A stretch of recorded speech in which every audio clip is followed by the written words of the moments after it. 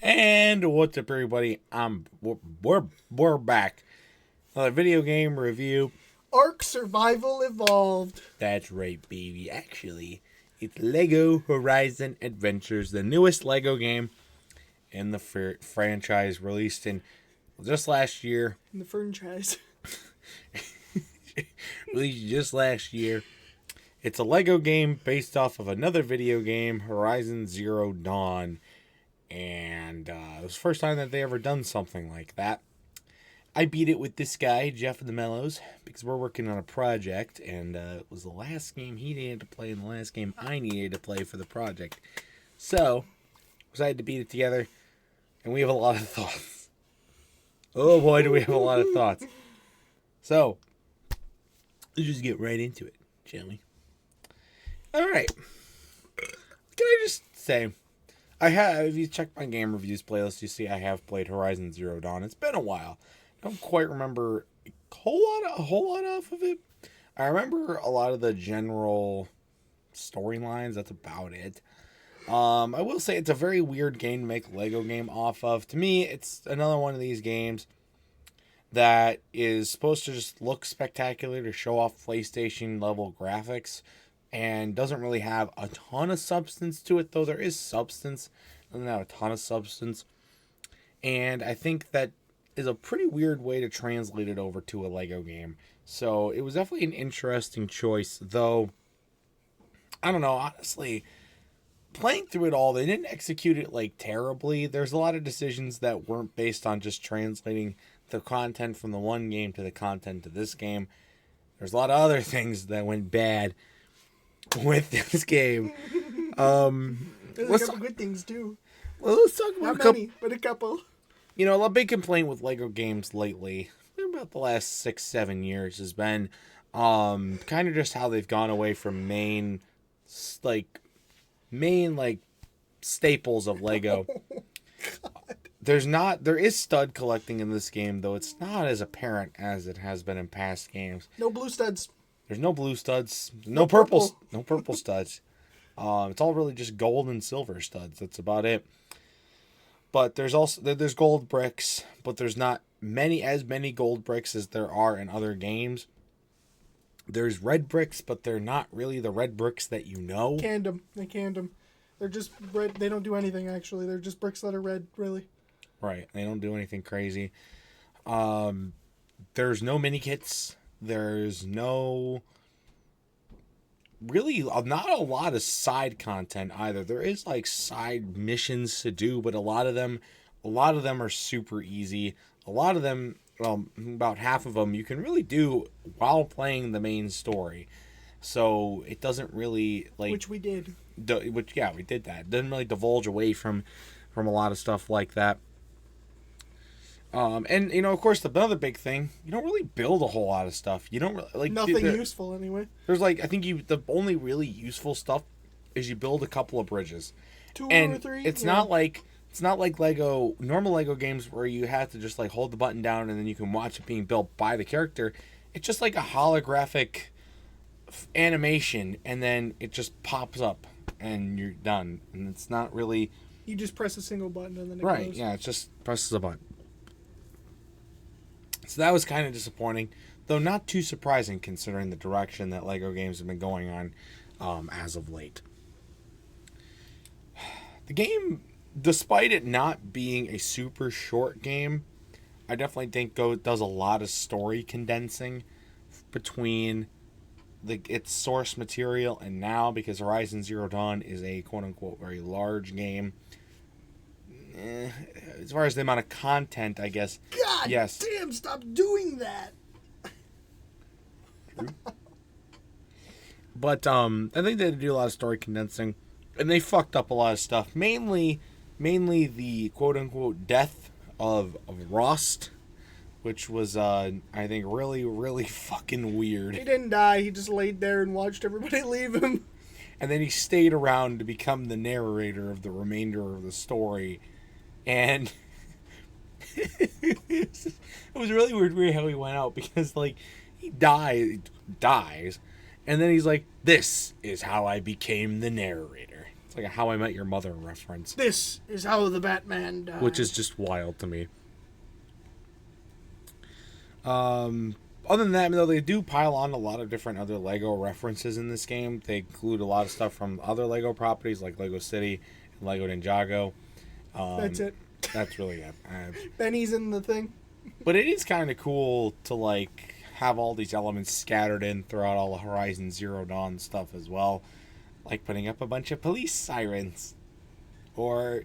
Police radars is all we put up because it's a stupid fucking mechanic that is completely pointless and does nothing for you at all.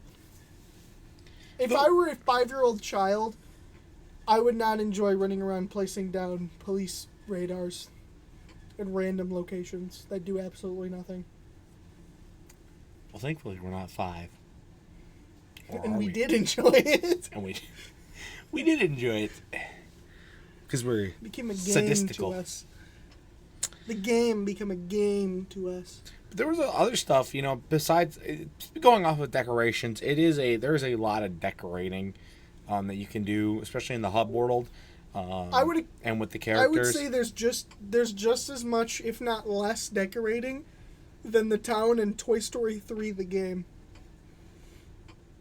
True. That's a reference only real ones will get. True. Tyler's not one of them. Yeah. Played that game a lot, but kind of know what you're talking about. But you know what? It was one of the best games ever when I was a child. That's true chat. Anyway. Absolutely. The Zerg level fucked me up. It took me forever to beat. Other than the decorations, they also incorporate some other ways. Our personal favorite being the hot dog cart battle thing. Little battle gadgets that they have in the game that do weird miscellaneous tasks like drone strikes or tripwire, electrified tripwire, or the hot dog cart.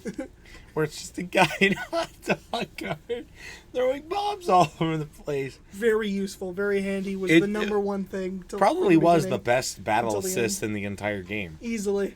Sadly, as the game progressed, it got pretty rare to get, and you also couldn't, if you had like some items with you to use in battle and you finished the level, they took that away, so you couldn't continue with it, which was really annoying. Especially when you think it's the end of the level and you use all your hot dog carts just for fun, and then there's a whole other the big boss fight where the hot dog carts would have became really handy, and they don't do anything because you didn't have them. Because you used them like an idiot. But there's a lot of cool other stuff that was kind of incorporated. I mean, we just basically mostly did the Lego City stuff. We didn't really do anything with Lego Ninjago because who cares? Yeah, who cares? I'm a Lego Chima guy. They also cheat down on the voice actors. Mainly, the guy who voices Rost also had to voice, I think, like 2 other characters, which were really annoying. I don't know if that's true. I think they might just sound alike, and Tyler's just confused. Well, that could be true. But let me know in the comments, guys. Let me know. Keep up that viewer retention rate. And I thought, going back to the combat, some of the fights we found to be very easy. Like we blew past them like it was nothing. Some of them we got obliterated in for no reason whatsoever. They just all of a sudden decided to throw an alligator in there. Yeah, and then it's just like, oh, what do we do? And we're killing all the other bad guys so we can focus on the alligator, and the alligator's just summoning more. It's a weird thing. Strange things are happening here. It's another Toy Story reference.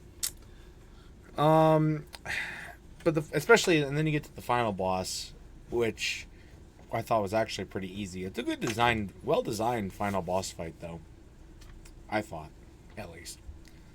At least compared to the other fights in the game, I thought it was pretty decent, but as far as other things go, I mean, I don't know. A lot of the other stuff was pretty boring, mainly and pretty infuriating actually for a couple of reasons. And I think this is probably the two biggest complaints that we have with this game. And number one being so you play you have to play the prologue yourself, like solo. Then you unlock co-op mode. We played the rest of the game in co-op. The tethering Oh my god. is so bad. It was so unnecessary and so obnoxious. Especially every time you transferred from one area to another. You would be literally 2 feet away from the gate. Like in game, you'd be like 2 feet away, which is probably like 2x8 studs distance away from the gate, and it would teleport you to the gate, stop everything, and teleport you instead of just waiting for you to go in, or just like auto walking you through the gate. That really annoyed the fuck out of me. Or you because Tyler was player number 1. You just get teleported to him like it's Ark Survival Evolved, and you can't be within. Yeah, so say you're like player 1 is ahead of player 2, but then player 2 catches up to player 1, but then player 1 falls down. You get teleported. You get teleported back down. Except for sometimes, which only happens like 3 times. You get teleported to player 2, which was completely random, and it only happened whenever it could fuck over Tyler. It mostly happened in combat. There was one time where we were doing some platforming and it just like teleported him back to me and fucked him over. But the rest of them were while I was dead. He teleported back to me. And also, like during the last couple of boss fights, like you would be dead and I'd be like trying to evade the enemies so I could come back and revive you. And then, like, I'm trying to escape them, and it just reels me back in. They'd be all right on top of me, and it would be like, yep, that's where he needs to be. Like, what the hell was that, game? That was so annoying. But, past that, the most annoying part of this game, by far, was the loading screens and the cutscenes. 90% of the game, loading screens and cutscenes. I don't think... And the cutscenes were of zero substance. We've played a lot of LEGO games over the course of our lives. I've played so many hours of LEGO games. LEGO Star Wars, the complete saga, I've played 157 hours on just Steam. And I owned that game the first time on the Wii, and I probably played the fuck out of it on the Wii. I own it on so many different consoles now, it's not even funny. But including my phone. The amount of... I don't think I've seen a LEGO game with nearly this amount of cutscenes or loading screens. There was so many points where it's a loading screen, then a cutscene, then another loading screen, then a cutscene. You do a cutscene, you get into the level, you walk 2 feet, it pauses again. Another cutscene. Why would you... Or there's just like random points where like the level is over. There's nothing more to do. You're just walking in a random walk through nothing. There's literally nothing. There's nothing there, which brings us to our next point, which is there are so many secret paths that lead to literally fuck all nothing. Yeah, they lead to chests that give you like 30 studs, or like a random a decoration that you can build that does nothing. It does nothing. It doesn't count as a collectible, so it's not like you're trying to build all of the things in the level. Right. It's just a random build in the middle of nowhere that gives you like 2 studs. It's not like it really doesn't have any reason to be there. And just Skylanders had better secret things than this did. True. But now, thankfully, you can skip the cutscenes, but you obviously can't skip the loading screens. And I think the runtime of this game is so inflated because of those two aspects. Now, there's like, the cinematic cutscenes where like you can watch everything happen, and especially at the beginning of the game and whatnot. Those are cool, like to a degree, I guess. Some of them are, just the character standing over a ledge, and it's like a 3-second clip, just pans out over the mountain landscape, and then the one cutscene we decided not to skip, and it was like 2 seconds long. It was just like, what are you doing? But some of them are cool, but it's the ones where there's one character here and one character here, and they're literally one character here and one character where Tyler is. Then and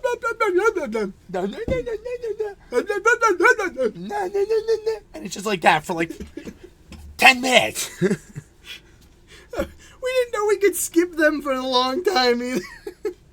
We probably wasted about an hour of time not knowing we could skip those. It's insane. And they tell you nothing. You don't need to know anything. I mean, they just provide extra fluff to the story that you really don't need. It's not really a story anyway. No, I mean, there is a story, but it's nothing crazy. And if you've played Horizon Zero Dawn, you don't need to know the story. It's the same fucking story. The only reason if you played Horizon Zero Dawn and wanted to play this game is because you're a huge fan of the game, you're a huge fan of Lego, or you just want to, see what's different. And there's nothing different. I mean, there's new things that they had because it's Lego, but nothing super otherwise of substance, which is annoying. It's a very annoying game. Very, very long, very annoying game. But I can say, we could say that we beat the game. Because we did. Crazy. It's got mixed reviews on Steam, which is never a good if your game isn't even, very positive. That really tells you how bad of a game it is. I really want to see the Steam charts of it is what I'm looking for. But that's it. I mean, that's all I really got to say. Another dud in the Lego entries, especially lately. I mean, really, 2017 on, it's been pretty shit. Which kind of sucks, Some of my favorite games are Lego games. And to see it so far fall from grace, because it was obvious. There's a lot of points where it was obvious that they were just copying, pasting. They're not really putting a whole lot of effort into it. And that's just not the Lego game motto, in my opinion. And it just feels very cheap. The game reason. I want to say this. The game came out in November. The peak players were 429 on Steam, which most people aren't buying Lego games on Steam. Let's be real here. But that is a low number. That is a low number. That is bad. Time. And right now, there is nobody playing. And the last 30-day, the average was 36 players. 37 if you count me and Tyler. True. Well, it also came out on Switch, which is how we played it, and then also PS5. So I'm wondering how those sales numbers look for the game. Is it any better? It's probably worse, honestly, because PS5 games are inflated priced as it is, and most people probably overlooked this game on the Switch because Mario and Luigi Brothership came out a week prior. So everybody who would have given a shit about the game, unless they had it on their radar beforehand, would not have known that this game existed, and honestly probably wouldn't even have cared that much. So that really sucks. It's not a Lego game I'm going to be replaying. Well, I think that's completing. Pretty self-explanatory there.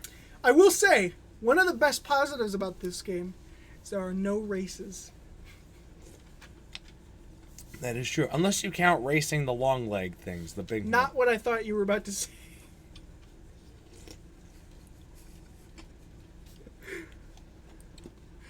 Oh, and you get to dress up as characters, which I guess it's pertinent to mention that Tyler played the hammer guy and I played the spear guy pretty much the whole time.